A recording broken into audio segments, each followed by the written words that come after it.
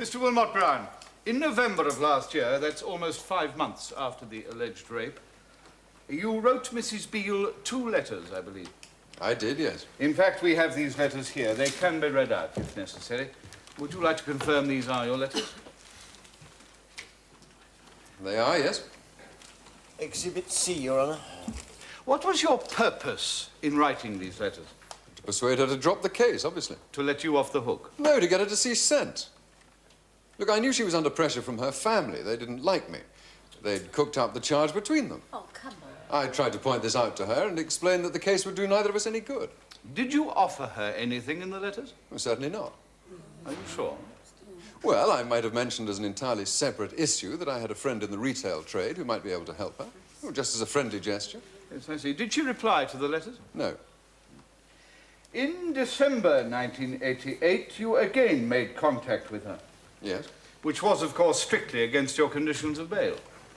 I see no reason to go into this. The police know all about it. I apologized afterwards. I admit it was a very silly thing to do, but I was desperate, that's all. You phoned her up and asked her to meet you? Yes. And we met in Michel Fowler's flat, but it was a trap, of course. She called the police. She wasn't going to listen to reason. What did you say when you met her? The same as in the letters. I tried to get her to drop the case. I wanted to find out why she was telling such lies when she knew I was innocent. Oh, rubbish. When she wouldn't listen, what did you do? Oh, nothing. The police arrived and put a stop to things. Before the police arrived, you said a moment ago you tried to get her to drop the case. How? I don't know why we need to go into this. Well, let the court be the judge of that, shall we? I ask again, how? I suppose you mean the money. Yes. Tell us about the money. Well, I tried to give her some money towards her business. Tried to give her some money. How much? Well, look, How much money did you offer her? I've already admitted it was very foolish. How much? £3,000. £3,000 in cash? Yes, she needed capital. It was a loan. Had she asked you for a loan? Not exactly. Had she or hadn't she? No, In but... fact, when you offered her help in your letters, she didn't even bother to reply, did she? No. Mr. Wilmot Brown, you broke your conditions of bail. You wrote, you phoned her up, you insisted on meeting a woman who you knew was taking you to court for allegedly raping her, and then you tried to force her to take £3,000 in cash, and you call this a business loan? I've never heard of a loan like that before, have you? I don't think loan is quite the right word for it. I think bribe would describe it more accurately, don't you? You deliberately came to Walford with the express purpose of bribing Mrs. Beale with a substantial sum of money, because you knew full well that you had raped her and that if the case came to court, you would be found guilty. I submit to the court that offering one's victim £3,000 in cash is not the action of an innocent man. Thank you. I have no further questions. Ladies and gentlemen of the jury, let us, for the moment, set aside the evidence of the more minor witnesses. The written statement of Mr. Dennis Watts, school friend of Mr. Beale, now presumed dead in dubious circumstances.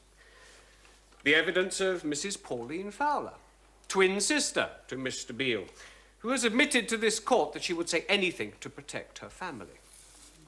And let us also set aside the assertion that this was some kind of vendetta conducted by these people against my client, and let us instead concentrate our attentions on the Crown's witness-in-chief, Mrs. Catherine Beale. Now, what kind of a woman is she? A barmaid? An East End barrow girl? A woman who clearly dresses to attract men? A woman who has said in this court that she finds family life stifling? A woman who alleges that she has been raped, not once, but twice. A woman, moreover, who had an illegitimate child at the age of 14, whom she later refused to acknowledge, even when that child desperately needed her, and indeed, later, tragically, died. How do we feel about the evidence of such a woman? We've lost Pete. Is she to be... I know, we might as well go home. Members of the jury, may I also remind you once again that the case hinges on the question of consent. The fact that intercourse took place is not in dispute.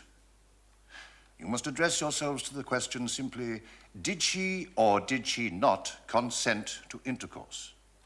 The defendant categorically maintains that she did. She equally categorically states that she did not. His word against hers. Hence your difficulty. I have already outlined to you those pieces of evidence to which I think you should pay special attention. For example, the absence of any signs of struggle. The fact that no one heard any cries for help. You must also take into account the testimony of witnesses that Mrs. Beale was in a state of acute shock after the event. There is also the question of the subsequent letters and visit by the defendant to Mrs. Beale, which culminated in his offering a considerable sum of money. You should ask yourselves what motive the accused man could have had, if he were innocent, to risk any such action which might be likely to place his whole case in jeopardy. I don't know what we're waiting here for. Hey, go. I should never have got the police in the first place. Nearly 2 hours they've been out now. The whole thing's been biased in his favour from the start. No, Kath, I think the judge is on your side. Pauline, he wasn't. What do you think then, Pete? I don't know. Just don't know. I agree with Mum. I think the judge was on your side, especially in the summing up. Yeah, but he must have put both sides, Shell. Except there ain't two sides. There's only the truth. That's what I told him. Mr. Foreman, I want you to answer the question I'm about to ask you by just saying yes or no. Members of the jury, have you reached a verdict upon which you are all agreed? Yes, sir. Do you find the defendant guilty or not guilty? Guilty. And that is the verdict of you all? It is.